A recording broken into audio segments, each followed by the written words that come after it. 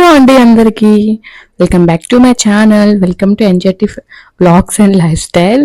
So అందరూ ఎలా ఉన్నారు? నేనైతే చాలా బాగున్నాను. మీరందరూ కూడా బాగుండాలని అయితే మనస్ఫూర్తిగా కోరుకుంటున్నానండి. సో చాలా మంది అయితే చూస్తున్నారు కానీ ఇంకా సబ్స్క్రైబ్ అయితే చేసుకోకుండానే చూస్తున్నారు, మర్చిపోయారు అనుకుంటా.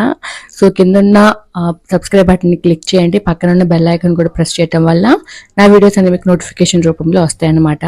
సో ఇంకా మంచి మంచి వ్లాగ్స్తో నేను మీ ముందుకు వస్తూనే ఉంటాను. సో ఇంక ఈ రోజు మార్నింగ్ అయితే వ్లాగ్ని అయితే స్టార్ట్ చేశాను అనమాట. ఎర్లీ మార్నింగ్ ఏం కాదు, అప్పటికే టైం 10 అలా అయిపోతుంది. ఇంకా మార్నింగ్ అయితే నేను పిల్లల కోసం కట్ పొంగలి చేశాను అనమాట. నేను ఇడ్లీ పెట్టాను కదా, మళ్ళీ వెంటనే దోశ ఎందుకు. సో కట్ పొంగలి అయితే పిల్లలు ఇష్టంగా తింటారని చెప్పేసి చేశాను. సో కట్ పొంగలిలో నేను అల్లం కానీ మిరియాలు పచ్చిమిరకాయలు వేస్తారు కదా, అవన్నీ కూడా తగ్గించుకొని వేసాను అనమాట. అప్పుడు పిల్లలు కూడా ఇష్టంగా తింటారు. సో నేను పప్పు ఎక్కువ వేసి రైస్ క్వాంటిటీ కూడా తక్కువ వేసాను. యాక్చువల్గా రెండు ఈక్వల్గా ఉంటేనే టేస్ట్ బాగుంటుంది. పప్పు ఎక్కువైతే ఏంటంటే అదొక కైండ్ ఆఫ్ టేస్ట్ ఉంటుంది నాకు తెలిసినంత వరకు. కానీ పిల్లల కోసం కదా, అందుకని కొంచెం పప్పు ఎక్కువ వేసి నెయ్యి వేసి చేశాను. చాలా టేస్టీగా కుదిరింది. పిల్లలు కూడా అసలు ఎంత బాగా తిన్నారంటే సగం వాళ్ళే తినేశారనమాట. సో అప్పుడప్పుడు ఇలా వారానికి ఒకసారైనా 2 సార్లైనా ఇలా కట్ పొంగలి లాంటివి చేసి పెట్టండి, పిల్లలు కూడా మంచిగా తింటారనమాట. సో మార్నింగ్ అయితే పిల్లలకి అదే పెట్టేశాను. మేము కూడా కొంచెం మిగిలితే అదే తిన్నాము. అంటే మేము మార్నింగ్ బ్రేక్ఫాస్ట్ కొంచెం లైట్గానే తీసుకుంటున్నాం అనమాట. సో డ్రై ఫ్రూట్స్ ఉన్నాయి కదా, నానబెట్టాను కదా, బాదం పప్పు వాల్నట్స్ అయితే నైట్ నానబెట్టేసుకున్నాము. ఇంకా మా వారు నేను అయ్యే తిన్నాం అనమాట. ఇంకా అవే తినేసి ఒక మజ్జిగ తాగేసాము. నేనైతే కాఫీ తాగేసాను. కట్ పొంగల్ ఉంటే కొంచెం ఇద్దరం షేర్ చేసుకొని తినేసామన్నమాట.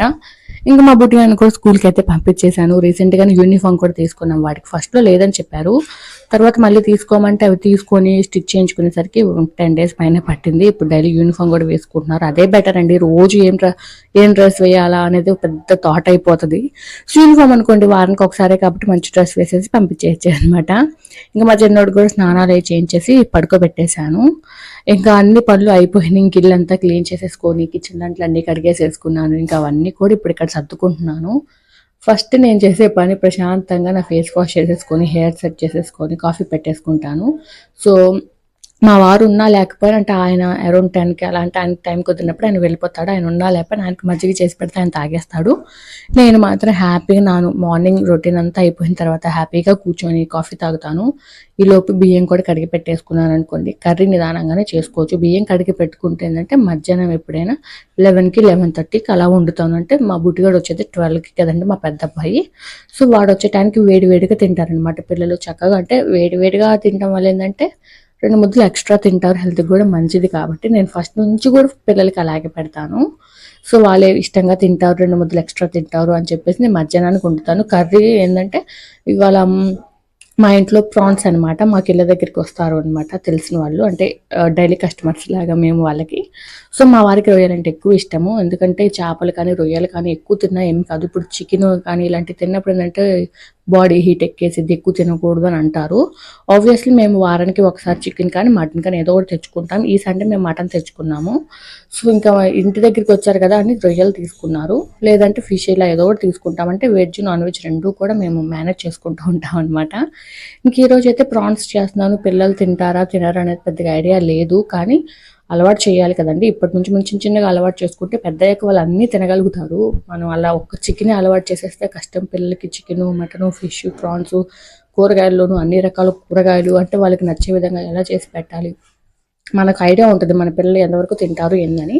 సో ప్రాన్స్లో ఏంటంటే నేను కొంచెం కారం మసాలా కొంచెం తగ్గించి చేస్తున్నాను, బికాస్ పిల్లలు కూడా ఇష్టంగా తినాలి కాబట్టి. సో ముందు ప్రాన్స్ అయితే కడిగి పక్కన పెట్టేసుకున్నాను అనుకోండి, నా పనులు నేను హ్యాపీగా చేసేసుకోవచ్చు అనమాట. సో ఇక్కడైతే ఫస్ట్ నేను కాఫీ పెట్టేసుకున్నాను హ్యాపీగా. ముందు నేను కాఫీ తాగాను అనుకోండి, ఆటోమేటిక్గా నాకైతే ఎనర్జీ వచ్చేసింది. మా చిన్నోడు పడుకుంటాడు, ఎప్పుడు లెగుస్తాడో తెలియదు. మరి వాడు లెగిసే లోపు నేను ఈ పనులన్నీ చేసేసుకోవాలి. సో ఫస్ట్ అయితే నేను కాఫీ తాగేసాను. ఆ తర్వాత ప్రాన్స్ ఫ్రిడ్జ్లో పెట్టుకున్నాను. మార్నింగ్ అంటే వాళ్ళు ఎర్లీ మార్నింగ్ 7:30కి 7కి వచ్చారనమాట. తీసుకొని కడిగేసి ఫ్రిడ్జ్లో పెట్టేశాను. మళ్ళీ వాళ్ళు కడిగి ఇచ్చినా సరే మనం మళ్ళీ కనుక్కోవాలి కాబట్టి ఇక్కడ కాఫీ తాగేసి ఇంకో దాంట్లో కావాల్సిన టమాటాలు ఉల్లిపాయలు అన్నీ ఉంటాయి కదా, అవన్నీ కట్ చేసి పెట్టుకుంటున్నాను. అవన్నీ ముందుగానే కట్ చేసి పెట్టుకుంటే నాకు వంట చాలా ఈజీగా అయిపోద్ది. చాలామంది ఏంటంటే వంట చేస్తూ కట్ చేసుకుంటారు. ఎవరిష్టం వాళ్ళది. నేనేంటంటే నాకు కావాల్సినవి అన్నీ కూడా రెడీగా పెట్టేసుకుంటాను. ఇప్పుడు కూరగాయలు కానివ్వండి, లేకపోతే మసాలాలు ఇవన్నీ ఉంటాయి కదా, అవన్నీ రెడీగా ఎదురుగా పెట్టుకుంటాను. నేను అన్ని ముందుగానే చేసి పెట్టుకుంటాను కాబట్టి నాకు ఇబ్బంది ఉండదు. సో దానివల్ల వంట ఏంటంటే టక్ అయిపోతాయి, ఈజీగా అనిపించింది. మా చిన్నోడేమో నిద్రపోతున్నాడు హ్యాపీగా, వాడు పెందలాడే లెగిసాడులేండి ఇవాళ కొంచెం. ఈ లోపు నేను వాళ్ళు లెగిసే లోపు నాకు వంట అయిపోవాలి. వాళ్ళు లెగిసాడంటే ఎత్తుకొని చేయడం కొంచెం కష్టమే కదా. సో ప్రాన్స్ కర్రీ నేనైతే చాలా సింపుల్గా చేస్తాను. ప్రాన్స్ ఫ్రై అయితే ఇంకా బాగా చేస్తాను. ఈసారి మా వాడు ప్రాన్స్ ఫ్రై చెయ్యి బాగుంటుంది, ఎప్పుడు కర్రీ చేస్తున్నావు కదా అన్నారు. ప్రాన్స్తో నేను దమ్ బిర్యానీ చేశాను, ప్రాన్స్తో పులావ్ చేశాను, అంటే రొయ్యల పులావు, రొయ్యల దమ్ బిర్యానీ, ఇలా రెండు కూడా ట్రై చేశాను. ఫస్ట్ టైం ట్రై చేస్తానంటే బయట ఎప్పుడు తినలేదు నేను, ఇంట్లో చేద్దాము ఏమైంది అని ట్రై చేశాను. కానీ నాకైతే ప్రాన్స్ పులావ్ కంటే ప్రాన్స్ దమ్ బిర్యానీ చాలా బాగా నచ్చింది. బట్ ఆ రోజు అలా కుదిరిందేమో కానీ అసలు ఎంత టేస్టీగా ఉందంటే నాకు చికెన్ బిర్యానీ కంటే కూడా అదే నచ్చింది అనమాట, అంత బాగా కుదిరింది. సో 2 సార్లు తీసుకున్న 2 సార్లు అలాగే చేశానని ఇవాళ కర్రీ అయితే చేశాను. కర్రీ కూడా చాలా ఈజీగా చేశాను. సో మన యూట్యూబ్ ఛానల్లో నేను ఆల్రెడీ చెప్పాను కదా, కొన్ని వంటలు కూడా అప్లోడ్ చేశానని చెప్పేసి, దాంట్లో రొయ్యల కర్రీ కూడా ఉంది. చాలా ఈజీగా చేసుకోవచ్చు అండి, బ్యాచిలర్స్ అయినా కానీ ఈజీగా చేసేసుకోవచ్చు, అంత టేస్టీగా ఉంటుంది. కర్రీ కూడా చాలా బాగుంటుంది, సింపుల్గా అయిపోయింది అనమాట. సో రెసిపీ ఆల్రెడీ మన ఛానల్, యూట్యూబ్ ఛానల్ ఉంది. వీలైతే నేను ఈ వీడియో కింద డిస్క్రిప్షన్లో వేస్తాను, వీలైతే చూడండి, చాలా బాగుంటుంది. సో నేను అలాగే చేస్తున్నాను. ఇక్కడ ఇంకా మసాలా కూడా అయిపోయింది, అంటే నిన్న సండే అండ్ మండే మటన్లో ఉన్నాం కదా, సో నాన్ వెజ్ కదా, అయిపోయింది. అల్లం చిన్నులపాయలు కూడా అయిపోవచ్చాయి. ఇంకా మా వారికి చెప్తే తీసుకొస్తే నేను ముందుగా అల్లం వెల్లుల్లి పేస్ట్ వేసి పెట్టుకోవాలి, ఎందుకంటే ఈసారి వంట చేసేటప్పుడు అప్పటికప్పుడు వేసుకోవాలంటే కష్టం. నాకు ఖాళీ టైం దొరికినప్పుడు నేను వేసి పెట్టుకోవాలన్నమాట. ఇంకా మనకి తెలిసిందే కదండి, మనకి హెల్త్ బాగున్నా బాగాలేకపోయినా ఇంట్లో ఏది ఏమున్నా సరే మన పని మనం చేసుకోవాల్సిందే, ఎందుకంటే మనకి ఎవరు చేయరు కాబట్టి. ఇంకోటి ఏంటంటే బాగలేదని పడుకున్నాం అనుకోండి, ఆ బద్ధకం ఇంకా ఎక్కువ అయిపోతుంది. హెల్దీగా ఉన్న మనసు ప్రశాంతంగా ఉన్నా లేకపోతే, నిజం చెప్పాలంటే మనకి మైండ్ ఎలా ఉన్నా, హెల్త్ ఎలా ఉన్నా, పనిలో పడిపోయామంటే ఆ సిచ్యువేషన్స్ మళ్ళీ తిరిగి రావన్నట్టు అనిపించింది. ఎందుకంటే మనం ఏదో బాధలో ఉన్నా లేకపోతే కొంచెం స్ట్రెస్గా ఉన్నా అలాగే కూర్చున్నామంటే ఇంకా బద్ధకం ఎక్కువైపోయిద్ది. సో దాని కాన్సన్ట్రేషన్ అంతా మనకు ఆ పెయిన్ మీదే ఉంటుంది. ఇలా కాకుండా మనం పని మీద కాన్సన్ట్రేట్ చేసాం అనుకోండి, మనకున్న ఈ బాధ అంతా మర్చిపోతాము. సో మన ఆడవాళ్ళకి కొంచెం బెటర్ అనే చెప్పొచ్చు, ఎందుకంటే మనం పనులు చేసుకుంటూ పిల్లల్ని చూసుకుంటూ ఆ పనిలో పడిపోయి మనకున్న దీన్ని మర్చిపోతాము. సో దానివల్ల మనకి చాలా వరకు స్ట్రెస్ తగ్గిద్ది అనే చెప్పొచ్చు నేనైతే. సో నాకు పీరియడ్స్ టైంలో కానీ ఎప్పుడైనా కానీ చాలా విపరీతమైన క్రాంప్స్ వస్తున్నాయి.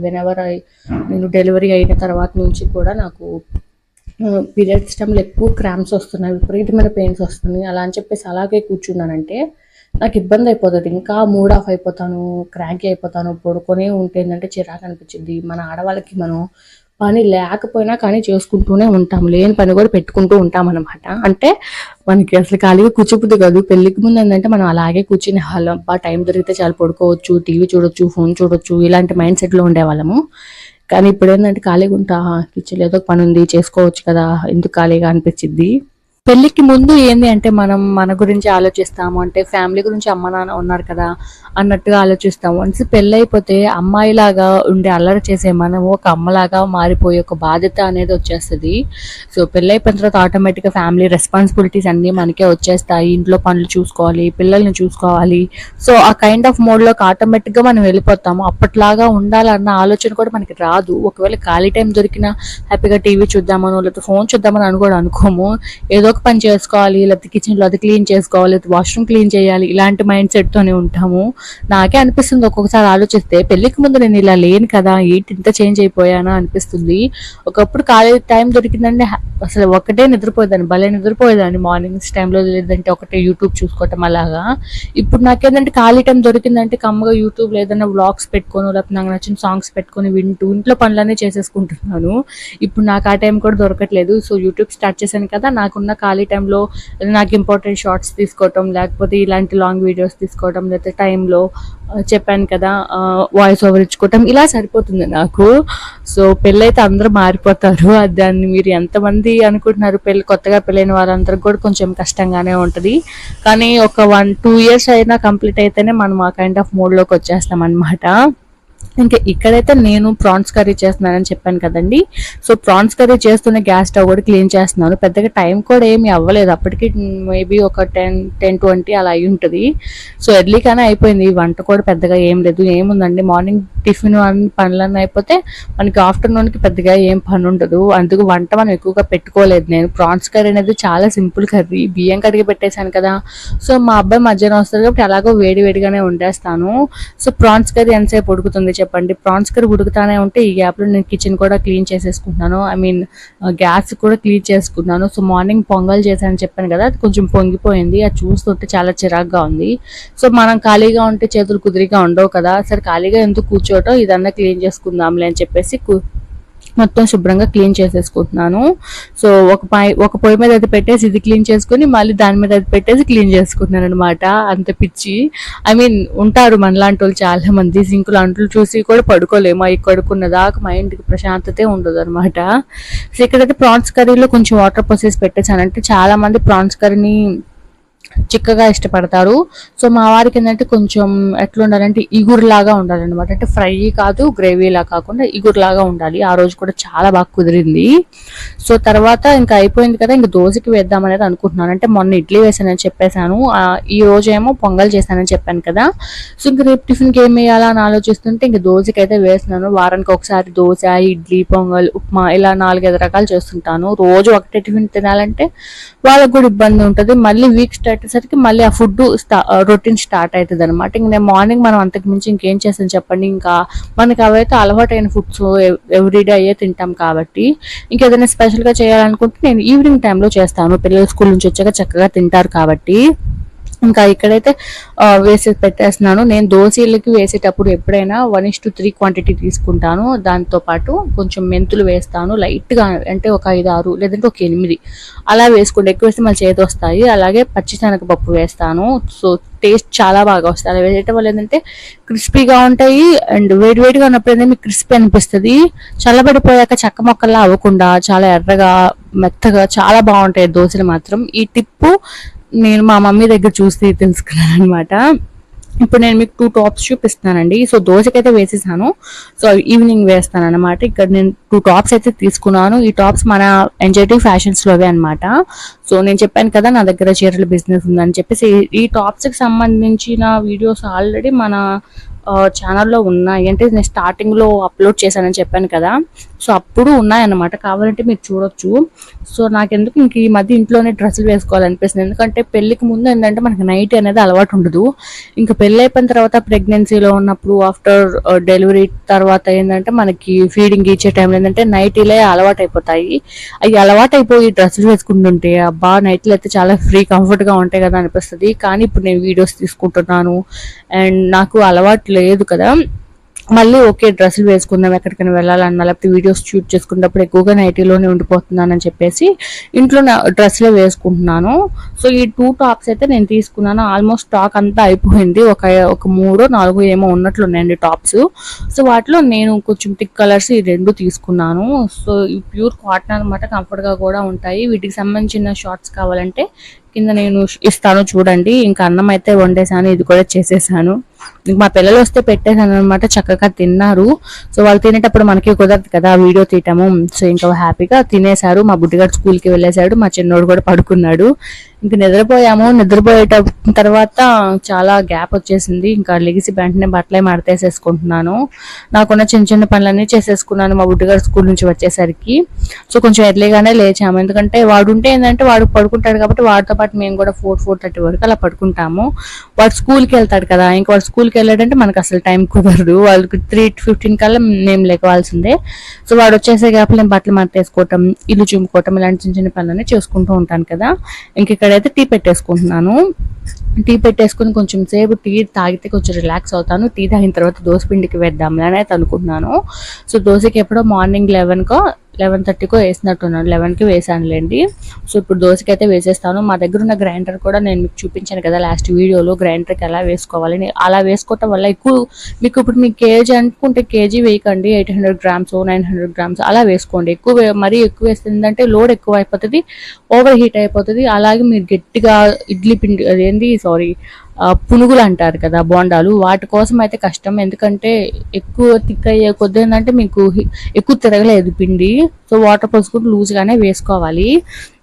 ఇంకా అదనమాట. ఇక్కడైతే టీ పెట్టేసుకుంటున్నాను. పొద్దున అల్లం వెల్లుల్లి పేస్ట్ వేస్తే అల్లం కూడా అయిపోయింది, అల్లం వెల్లుల్లి పేస్ట్ అయిపోయింది.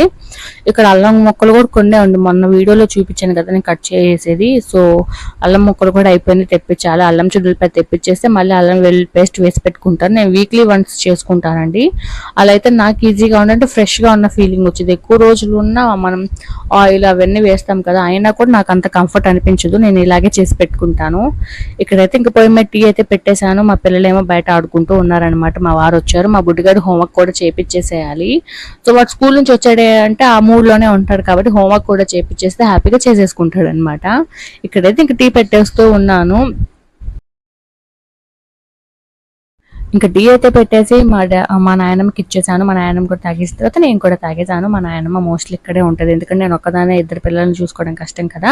సో ఒకరిని పట్టుకుంటూ నేను కొంచెంసేపు పని చేసుకుంటూ ఉంటాను అనమాట.